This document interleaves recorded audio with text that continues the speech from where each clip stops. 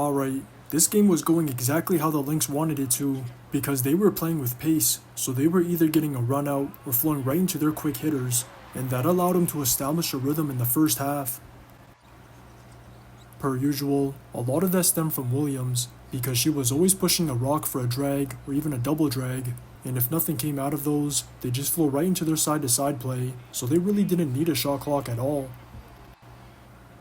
The Mercury were having their bigs drop or show against the Lynx's screening actions, and no matter how they tried to defend them, it wasn't working, because either Courtney got to her spot, or the pocket was open for the Lynx's bigs, so the Lynx were basically getting whatever they wanted.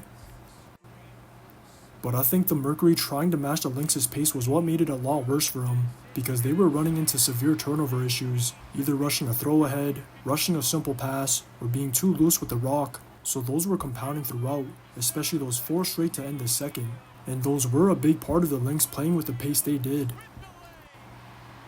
If it weren't for those, the Mercury probably wouldn't have been in a double-digit deficit, because I don't think the Lynx's defense was that good, and it was more about the Mercury missing the solid looks they were generating.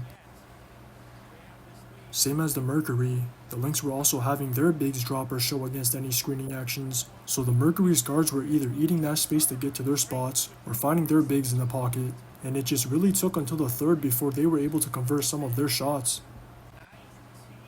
It started with McConney hitting a few shots early in the quarter, but they were still down 20, and I think the game being too easy for the Lynx was the start of their downfall, because that's when their turnovers started compounding, so those 4 straight that led to the Mercury going on a quick 12-0 run was the turning point.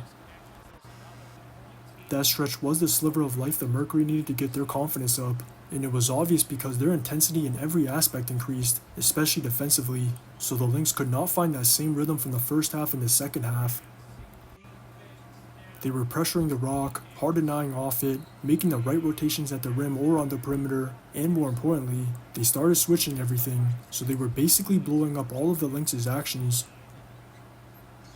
The way Thomas was aggressively switching, and the way Bonner was always making a low rotation was crucial, because as the leaders, those two set the tone, so everyone else just followed suit behind them.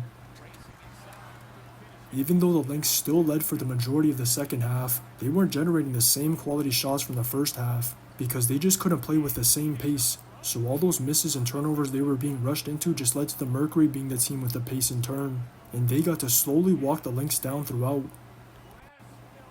What made the Lynx's turnovers even worse was the majority of them came near the half court, so a lot of them were live, and it just led to easy runouts for the Mercury, because it was basically a pick 6 every time.